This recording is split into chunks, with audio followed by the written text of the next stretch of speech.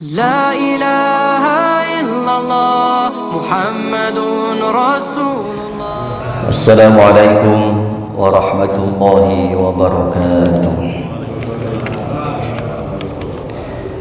الحمد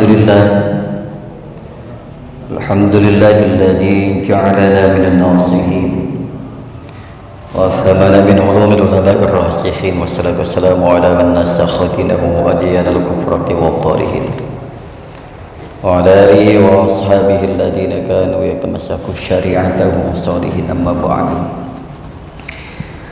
قال الله تعالى في كتابه الكريم وهو أصدق القائلين: أعوذ بالله من الشيطان الرجيم، بسم الله الرحمن الرحيم. قد أفلح من زكاها وقد خاب من دساها. وقال رسول الله صلى الله عليه وآله وسلم: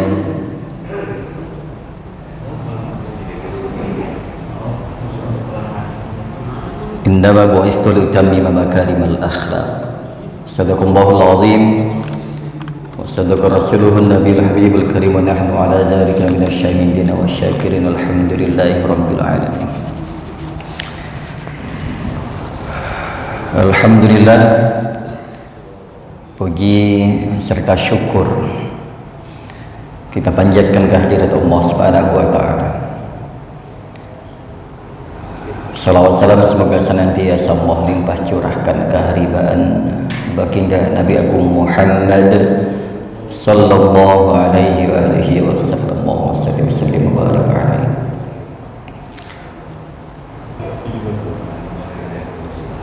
Jemaah sekalian, pagi hari ini kita membahas bayanu tariqil ladzi ya'rifu bihil insan uyuba nafsihi. Bab menjelaskan tariqul ladzi ya'rifu bihil insan uyuba nafsihi, jalan atau langkah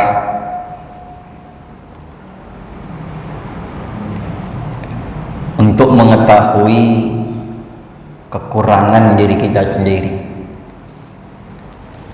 Kita hidup bermasyarakat, selama kita diberikan umur oleh Allah Subhanahu wa taala hadir ke muka bumi ini,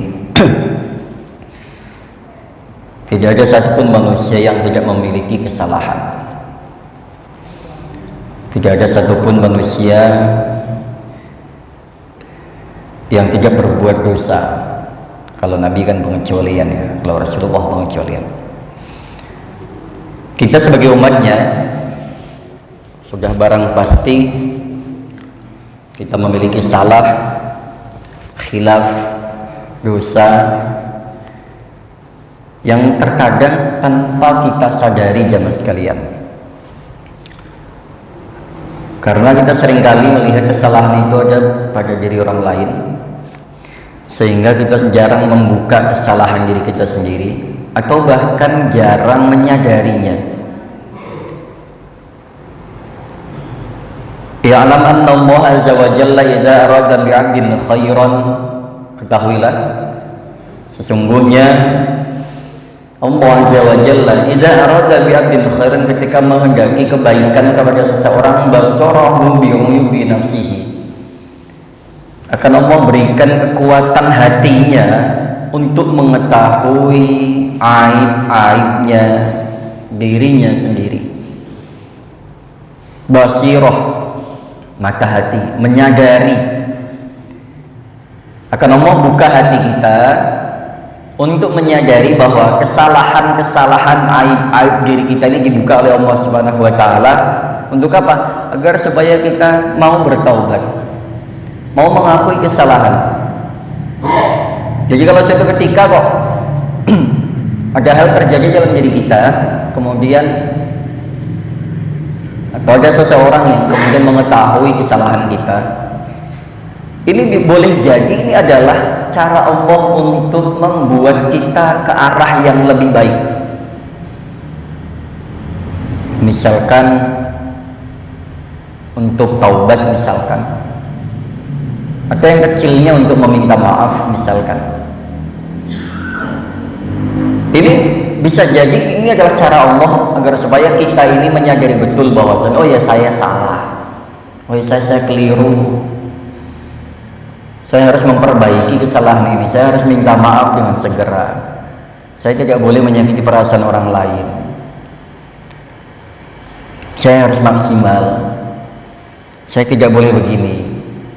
Ini cara Allah untuk menegur halus dengan cara dibukalah kekurangan kita, baik di hadapan guru kita, di hadapan keluarga, atau di hadapan orang lain. Allah buka tanpa bermaksud mempermalukannya. Faman kanat basiratuhu nafidatan lam takhaf alaihi uyub. Kalaulah basirah ini sudah terbuka, dia tidak khawatir akan aib-aibnya, akan kesalahannya. Karena yang namanya dosa itu Pak, definisi dosa itu sesuatu yang terdetik dalam hati kita dan kita tidak pengen orang lain itu tahu hal itu dosa. Wal ismu ma haka fi nafsika wa kariha an tali alaihi nas.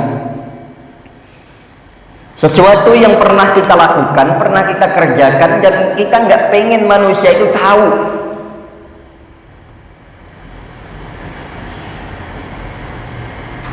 Karena apa? Malu. Faida arafal uyub amkanahul ilaj. Sehingga ketika Allah buka itu, perlahan Allah buka kekurangan diri kita di mana. Ini agar supaya memungkinkan seseorang itu untuk mencari penawarnya, mencari obatnya. Ini cara Allah nih. Oh gimana ya caranya biar saya tidak melakukan itu lagi? Saya malu. Oh gimana caranya ya biar saya tidak mengulangi perbuatan itu lagi? Saya nggak enak kalau diketahuan sama orang lain. Ditutup sebisa mungkin, dicarikan penawarnya agar supaya kejadian ini tidak terulang kembali, karena ini adalah bagian dari aib. Amkanahul ilaj, dimungkinkan untuk mencari penawarnya, mencari obatnya. Karena itu, kenapa harus dicari obatnya? Karena itu adalah bagian dari penyakit hati. Walakin aksarul khalqi jahiluna bi uyubi anfusihim, akan tetapi umumnya, secara umum manusia itu jahilun, bodoh, bi uyubi nafsihi, tentang aib-aibnya sendiri. Ini kitab yang mengatakan, bukan improvisasi dari saya. Walakin aksarul khalqi, tetapi pada umumnya manusia, orangnya pinter secara intelektualnya kayak gimana, tapi kalau secara spiritualnya dia dikatakan jahiluna bi anfusihim, orang yang kurang introspeksi, orang yang jarang mengkoreksi dirinya sendiri. Ini disebut sebagai orang bodoh tentang dirinya sendiri, tentang aibnya sendiri. Banyakan kan kita ngakunya paling banyak pengalaman, merasanya paling paham, merasanya paling pintar, dan lain sebagainya, dan lain sebagainya. Nah kalau udah ada perasaan hal-hal demikian, biasanya nggak mau dikalahkan, merasa paling pintar, dia nggak mau ada orang yang ngeminterin dia, merasa paling senior, dia nggak mau diremehkan oleh juniornya, merasa paling banyak pengalaman, maka menganggap orang lain belum jauh pengalamannya ketimbang kita. Dan ini kebanyakan demikian. Yuro ahaduhumul kiza fi aini akhihi wa la yarji'a fi aini nafsihi. Dia akan melihat dengan jelas kekurangan orang lain, tapi tidak tampak kekurangan pada dirinya sendiri. Terus bagaimana caranya? Faman arada ya'rifa ayuba nafsihi falahu arba'atu thariqin. Maka siapapun orangnya yang menghendaki kebaikan kepada dirinya, agar supaya dia menjadi orang yang lebih baik, mengetahui aib-aibnya, sejalan dengan apa yang Allah inginkan kebaikan pada diri kita, maka sekurang-kurangnya dia harus melakukan 4 treatment, 4 cara, 4 hal yang harus dia kerjakan. Yang pertama, at-tariqul awal ayyajlisa baina yaday syaikhin basirin biuyubin nafsi muttali'in ala khufayil afat wa yatabi' syaratahu fi mujahadatihi. Yang pertama jamaah sekalian,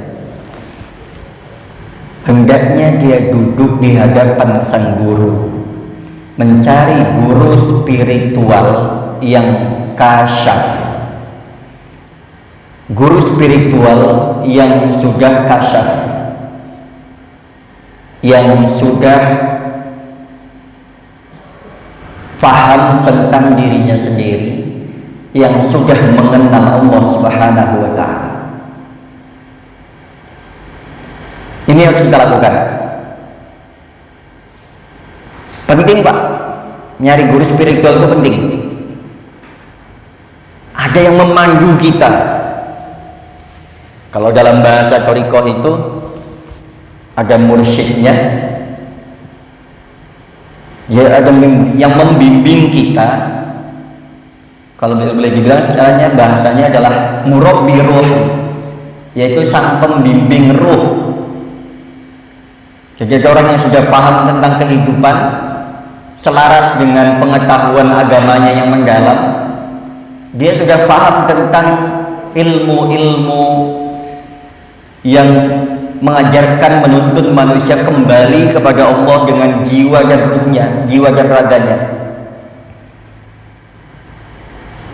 Nanti kita tahu kenapa kok saya memiliki permasalahan demikian, kenapa kok enggak selesai urusan saya. Maka cari guru spiritual yang betul-betul ahli dalam bidang agama, yang mengerti lahir batinnya ilmu, yang menuntun manusia menuju jalan Allah Subhanahu wa ta'ala. Kalau dulu di zaman Rasulullah kan Rasul yang menuntun para sahabatnya. Selepas itu sahabat yang menuntun para generasi tabi'innya.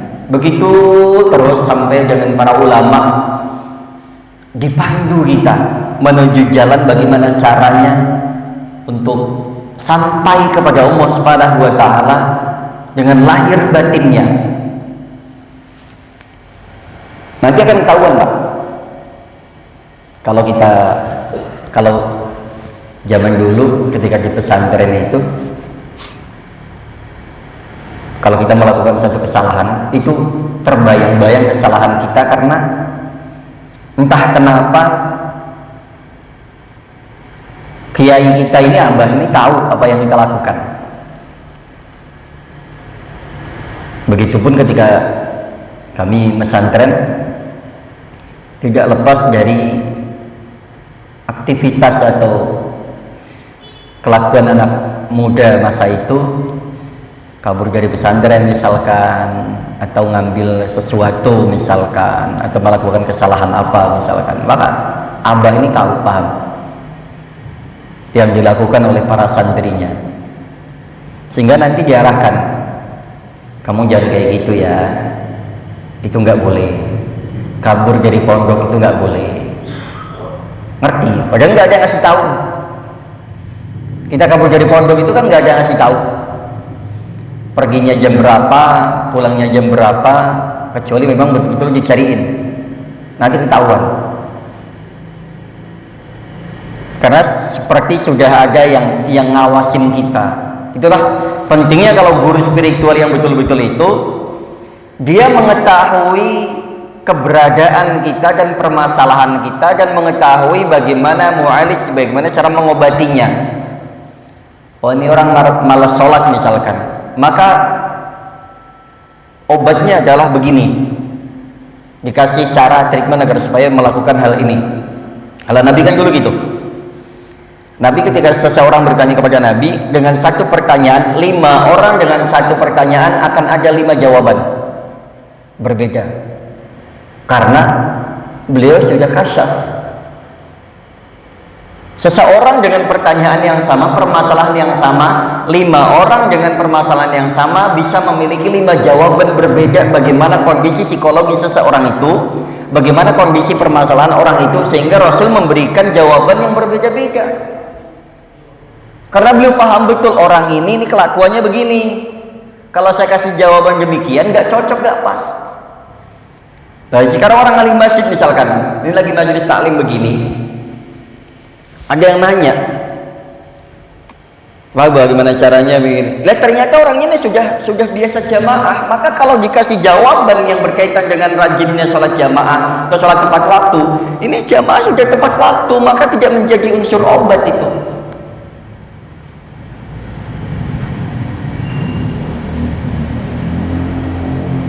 Maka Rasul sangat mengerti betul kondisi seseorang, keadaan seseorang, dan beliau berikan jawaban yang tepat sehingga sahabat ini tersentuh semuanya, Pak. Oh, saya harus demikian ya. Oh ya, ternyata betul sih. Saya memang rajin sholat, tapi saya kurang dalam bersedekah, misalnya gitu. Saya sudah rajin bersedekah, tapi saya kurang sholatnya. Karena ada orang yang demikian. Saya sudah rajin sholat, rajin sedekah, tapi saya kurang ramah, misalkan gitu.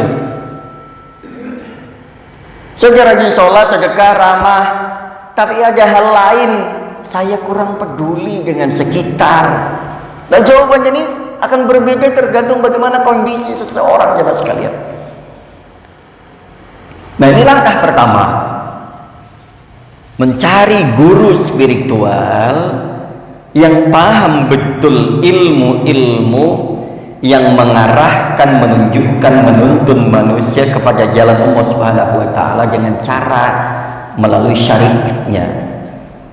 Jangan sampai kita nanti nyari guru, ada yang kita kenal guru nih, biasanya suka ada nih, dianggap karomah, kita ziarah, kita kunjung ke sana, waktunya sholat orangnya nggak sholat, ini nggak baik.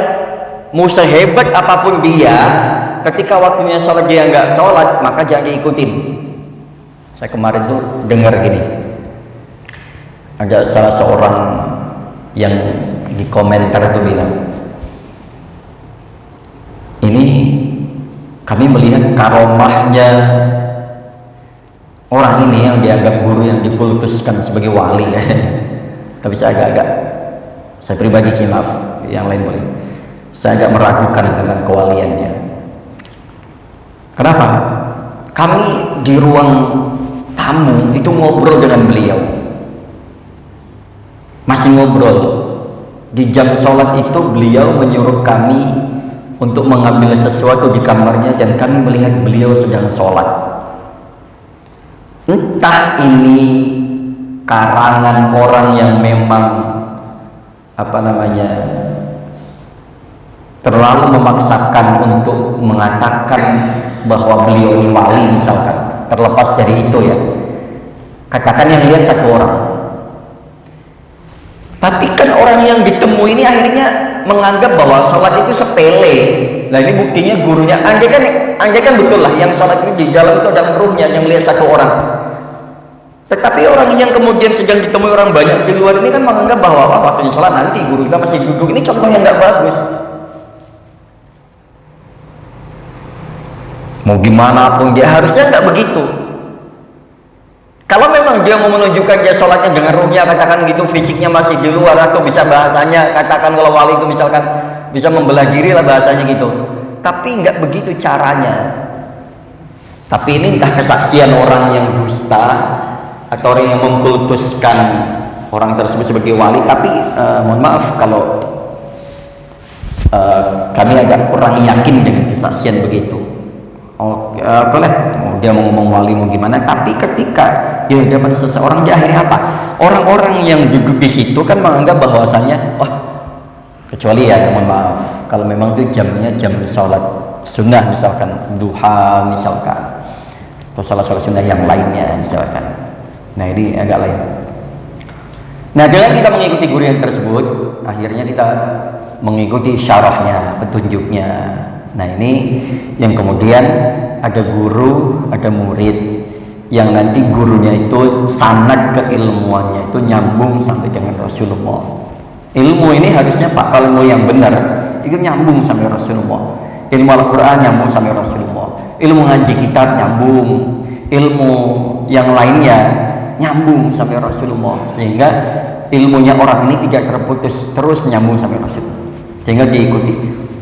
Nah, langkah yang kedua, at-thariqus tsani ayatul basadiqan saduqan bi basiran mutadinan yulahidu ahwalahu wa af'alahu fama kariha min akhlaqihi wa af'alihi wa uyubihi yunabbahu alaihi fahakadha kana yaf'alul akabir min a'immatid din.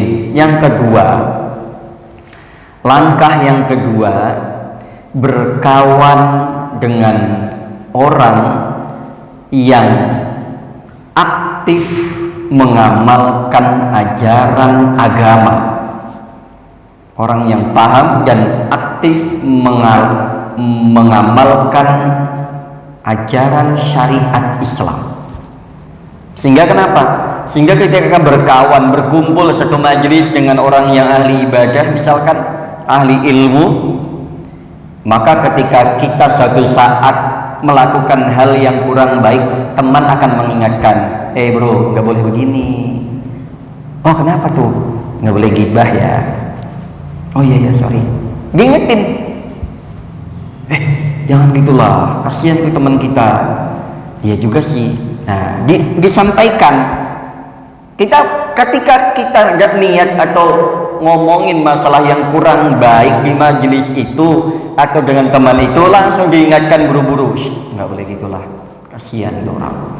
Nah, ini teman yang baik Pak, bukan teman yang ikut-ikutan nyamber nih. Oh iya dia mah. Nah, ini teman yang kurang baik.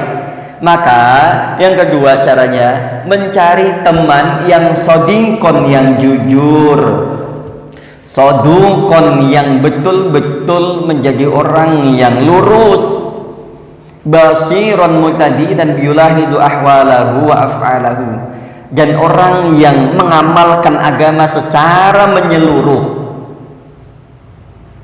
Maka ketika kita melakukan satu hal berkaitan dengan kesalahan, dia akan mengingatkan kita untuk kembali ke tracknya, ke jalur yang baiknya. Ini langkah-langkah ini bukan ide-ide sekarang Pak. Ini yang dilakukan oleh sahabat-sahabat, ulama-ulama besar di zaman dulu. Fakada kana yaf'alul akabir min a'immatid din. Bahkan ulama-ulama ahli agama itu selalu mengatakan, ini pendapat saya misalkan, kalau salah tolong diingatkan. Saya mengambil dari Al-Quran, dari Al-Hadis, tapi bila ada yang lebih baik, maka ambillah yang lebih baik. Selalu demikian Pak. Tidak pernah merasa ini yang paling bagus, ini yang paling bagus, itu salah. Enggak. Mereka tidak mengatakan ini yang paling benar, yang itu pendapat yang salah. Enggak. Makanya empat imam ini meskipun berbeda dalam beberapa hal, tetapi intinya dalam ajarannya itu sama. Dalam hal tauhid, dalam hal akidah itu sama. Berbeda di bagian-bagian furu'iyahnya. Seperti contohnya, ada yang kunut, ada yang enggak, ada yang tahlilan, ada yang enggak. Yang kunut tidak boleh merasa bahwa yang paling benar ini adalah kunut subuh. Enggak. Yang enggak kunut jangan pernah merasa yang benar itu yang enggak kunut, makanya saya enggak mau sholat dia taubah karena imamnya kunut terus. Enggak gitu konsepnya. Imamnya dia taubah ketika saya yang maju sholat kunut, makmum wajib mengikuti. Ketika imamnya bukan saya dan tidak menggunakan kunut, wajib mengikuti. Enak kan? Tidak memaksakan satu dengan yang lain. Makanya ketika imam kunut, angkat tangannya Pak, aminkan. Sepi banget di sini, imam doa sendirian. Bahkan ketika waladhdallin, suaranya, padahal itu yang wajibnya, ini wajib ya, bukan kunut, kunutnya sunnah. yang ketika baca Fatihah saja nggak kedengeran aminnya makmum ini yang mana nggak kompak. Padahal itu wajib menjawab aminnya imam bareng dengan imam, bareng dengan malaikat. Tapi sepi, malu-malu dong, doa malu-malu. Apalagi kalau kunut subuh, aminnya nih amin kayak ngerasa di tempat asing. Jadi imamnya kayak sendirian. Amin kan Pak, nggak usah malu-malu. Ketika baca Fatihah, tegesin aminnya. Selesai walauddallin, aminnya bareng-bareng kompak. Kunut pun begitu, nggak usah malu. Toh ketika imamnya nggak kunut, kita juga diem kok, gitu kan. Nah, lain kalau di kampung misalkan, yang memang kaku, di sini kan nggak kaku, monggo silakan. Tapi jangan sampai kemudian mengamalin agama itu ragu-ragu. Yang kunut benar, yang nggak kunut benar, nggak ada yang salah. Sinkron ya, dengan clear, dengan semua imam itu saling mengkoreksi, saling minta dikoreksi, dan tidak pernah yang namanya baperan itu nggak pernah. Bahkan Sayyidina Umar itu pernah mengatakan gini, Sayyidina Umar itu beliau akan memberikan hadiah kepada siapapun yang mau mengkoreksi keburukannya. Beliau berikan hadiah.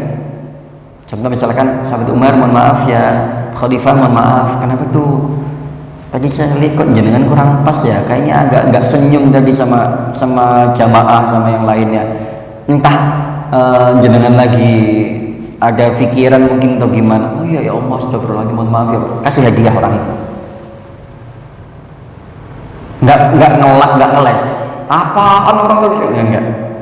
Oh ya alhamdulillah, terima kasih sudah diingatkan, kasih hadiah. Ini sahabat Umar. Sahabat Umar itu memberikan hadiah kepada seseorang yang mengkoreksi kekurangannya. Dikasih hadiah. Terima kasih ya Pak, ya Allah jadi ingetin. Ya tadi saya lagi ada pikiran begini. Saya lagi ada masalah. Tadi saya nggak disapa sama orang, sehingga benar-benar saya nggak ngerespon gitu. Jadi saya tampak cemberut misalkan, masam muka, padahal saya enggak. Saya memang waktu itu lagi nggak concern itu. Misalkan saya lagi fokusnya. Kalau sekarang ini kan saya lagi fokus ngeliat HP saya, misalkan saya lupa lagi, saya agak samar-samar, ada yang manggil tapi saya nggak hiraukan. Terima kasih Pak. Yuk pagi ini ngopi saya yang traktir. Pagi ini gorengan udah disiapin di belakang, nanti habis ini kita langsung selesai ini langsung ke tempat gorengan.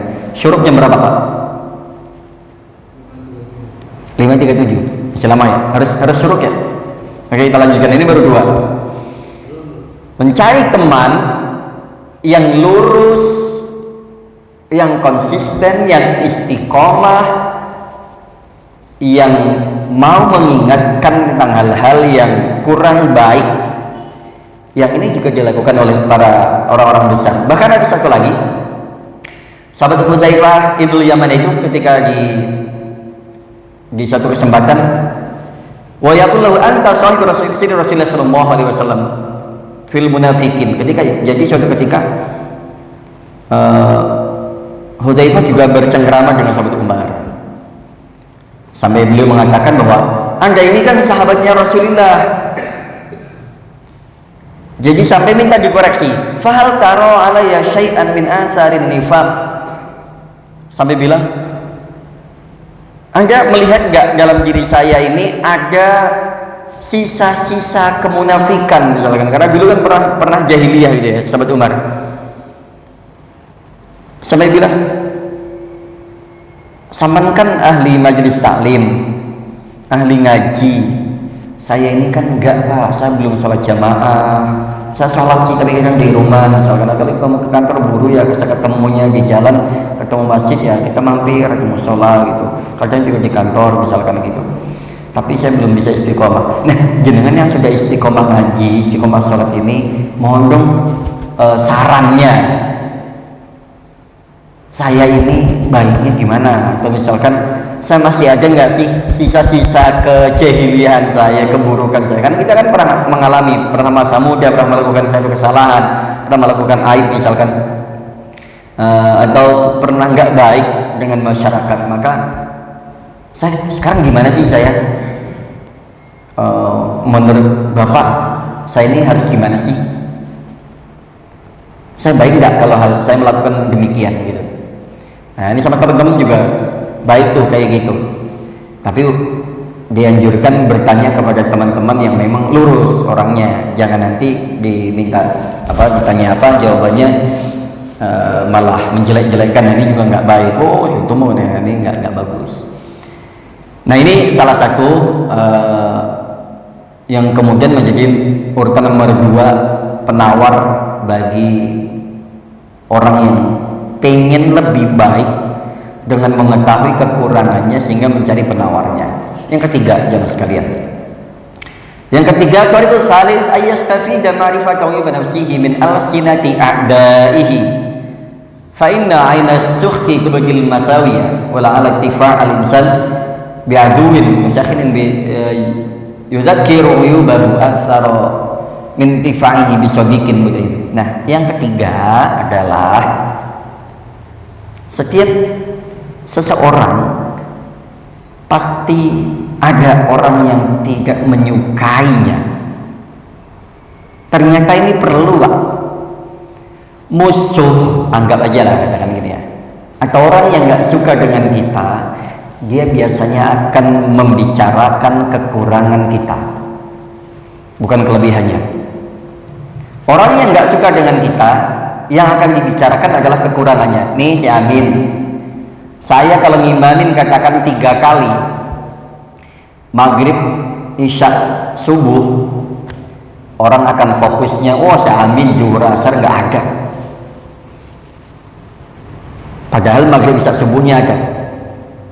Zuhur asar maghrib isya saya ada 4 kali. Ini katakan ini contoh saya nggak ngasih contoh orang lain. Ketika subuhnya misalkan kesiangan atau apa, oh si Amin ini subuh nggak ngimamin tadi. Fokusnya hanya 1 kekurangannya, 4 kelebihannya nggak dia lihat.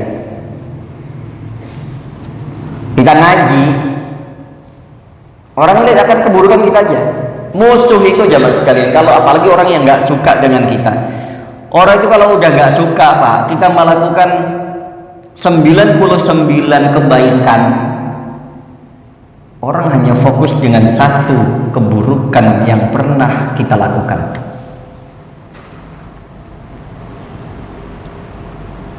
Karena memang kita tidak akan pernah bisa memuaskan semua orang. Kita juga tidak bisa memaksa seorang itu percaya dengan kita. Nah ini, maka terus bagaimana? Bukan nyari musuh, tetapi ayyastafida ma'rifatahu bi nafsihi, mengambil manfaat, iktibar, hikmah yang diambil dari seseorang yang tidak menyukai kita ini, bahwasanya omongannya yang dibicarakan adalah keburukan, berarti memang kita ada keburukannya. Nah maka langkah yang terbaik adalah mengobatinya. Jadi rupanya dengan adanya orang yang nggak suka dengan kita alhamdulillah, Pak. Ada orang yang nggak suka dengan itu, alhamdulillah ya Allah. Sehingga saya tahu kekurangan saya di mana. Karena kalau temen tuh biasanya, apalagi kalau CS plug gitu ya, udah bisa dibilang bestie itu biasanya sungkan, Pak. Kecuali teman yang model yang kedua tadi ya, yang memang teman itu mau mengingatkan. Kalau teman biasanya cuma teman sekedar ngobrol tongkrongan atau teman ngumpul atau apa, biasanya sungkan mau ngingetin yang nggak baik. Biasanya yayain aja. Bahkan malah terkadang didukung sebagian hal-hal yang kurang berkenan itu. Nah ini makanya mengambil faedah, mengambil hikmah dari seseorang yang tidak menyukai kita. Karena biasanya seseorang yang tidak menyukai kita ini, dia akan fokus dengan kekurangan kita, sehingga kita tahu, oh ternyata kekurangan saya di sini. Nah, tahu dari mana? Ada orang ngomong tadi begitu. Oh ya, alhamdulillah. Sehingga saya tahu ternyata selama ini yang saya lakukan salah. Ternyata ada yang nggak berkenan. Ternyata ada yang nggak sepakat, nggak setuju, cuman ngomongnya di belakang. Kenapa nggak nyampaikan ke saya langsung? Nah, ini penting, Pak. Pentingnya seseorang itu mengetahui kekurangannya dari seseorang yang tidak menyukai kita. Jadi nggak usah dibalas. Dalam hidup punya haters itu udah biasa. Apalagi kalau kita memilih jalur terkenal. Konsekuensi dari orang yang punya jabatan atau orang yang terkenal itu harus siap dikritik, harus siap dicaci, harus siap dimaki, harus siap dibully. Kalau nggak pengen, kalau hatinya masih setipis tisu, ya jangan. Mulai dari tingkat RT itu udah pasti dikomplain warga itu nggak habis-habis. Begitupun dengan tingkat RW, udah pasti tuh caci makian itu udah biasa. Apalagi kita memilih jalur yang lebih tinggi sampai dengan kepala negara. Kalau anti kritik, anti saran, itu artinya dia belum siap jadi pejabat. Apalagi pejabat publik, mundur aja. Kalau memang memilih jadi pejabat harus siap dikritik, Pak. Siap jadi pengurus apapun itu, siap dikritik, disaran. Nggak apa-apa, biarin pahit biarin. Ya kalau pengen adem ayem, jangan kan adem ayem. Orang nganggur, nggak ngerepotin orang. Itu pun dikritik orang, Pak. Orang kok nganggur aja nggak mau kerja. Padahal nggak nyusahin orang loh. Kerjanya aja dia, orang kerja kok pagi-pagi udah berangkat subuh nggak pernah ke masjid, kerjanya nggak ngerepotin orang aja salah, Pak. Di mata orang yang tidak menyukainya. Oh, kita duduk tiduran di masjid aja dianggap salah bagi orang yang tidak menyukai. Orang kok tidur aja di masjid nggak ngerepotin, padahal nggak minta sangu sama kita. Jadi apa? Ambil hikmahnya aja. Memang kita ini kalau dibilang serba salah di mata orang yang tidak menyukai kita, bisa ceramah begini ngomong salah, dengerin salah, nggak ikut salah. Jadi apa? Selama kita masih berpedoman kepada kebaikan,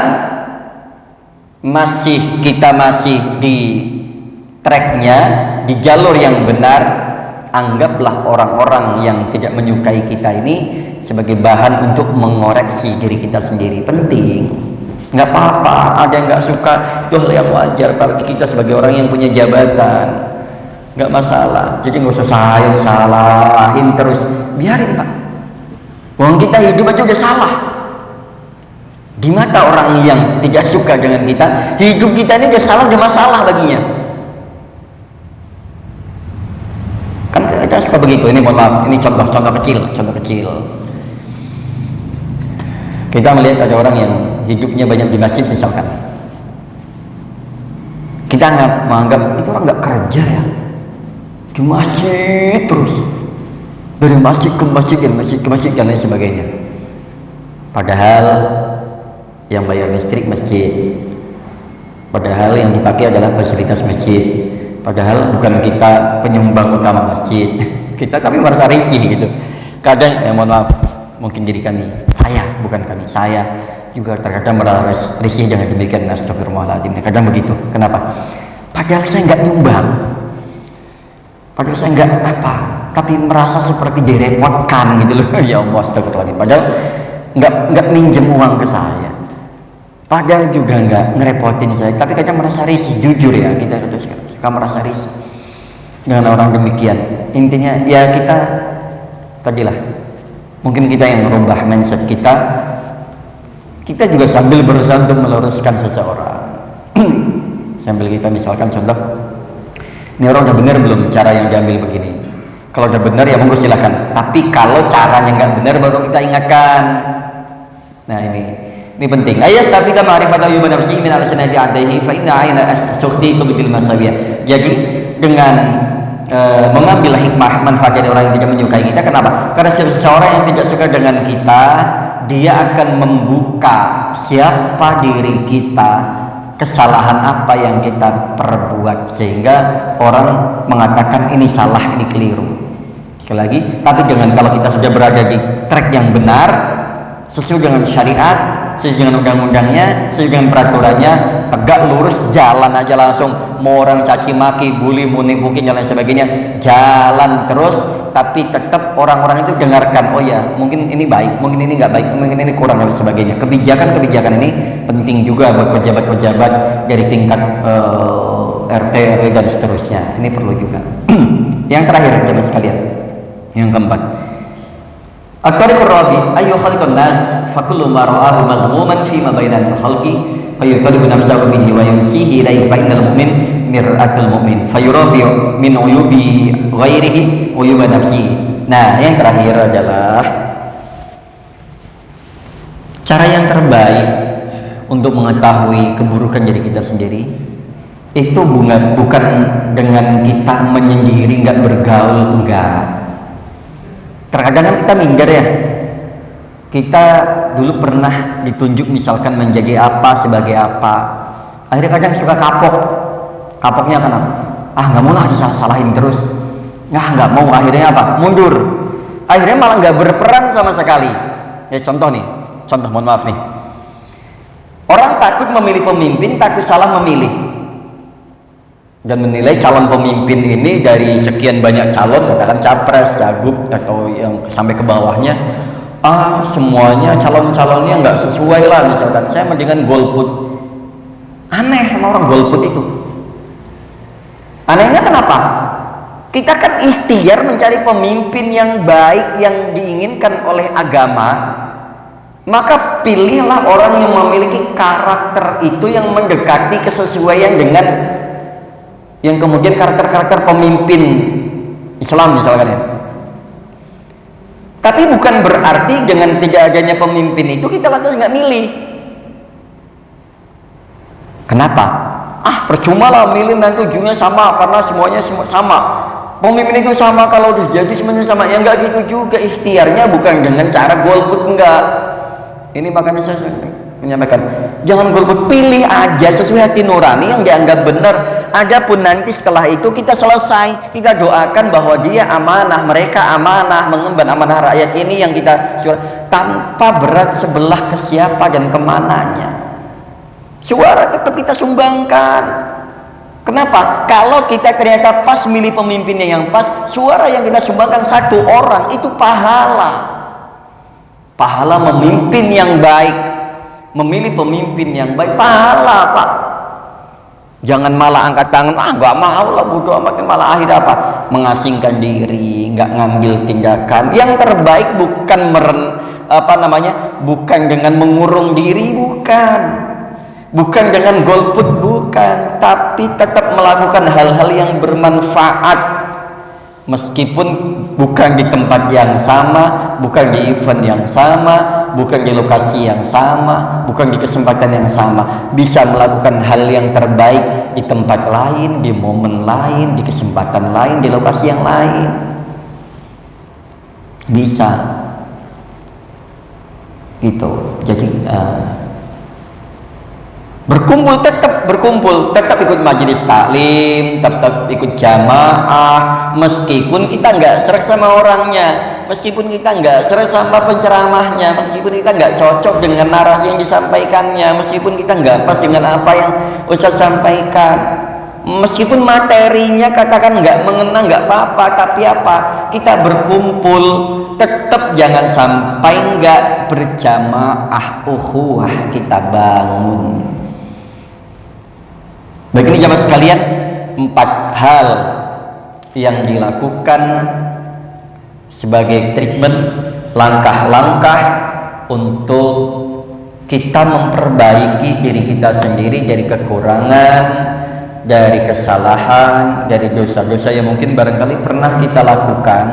Maka solusinya tadi kurang lebihnya 4 hal ini, bukan paten harus 4, tapi di sini dari kitab Ihya Ulumuddin maka dicarikan 4 solusi termudah yang mudah dilakukan, yang sangat mungkin ditemukan di setiap tempatnya, kita bisa melakukannya dan setiap kondisi kita bisa melakukan.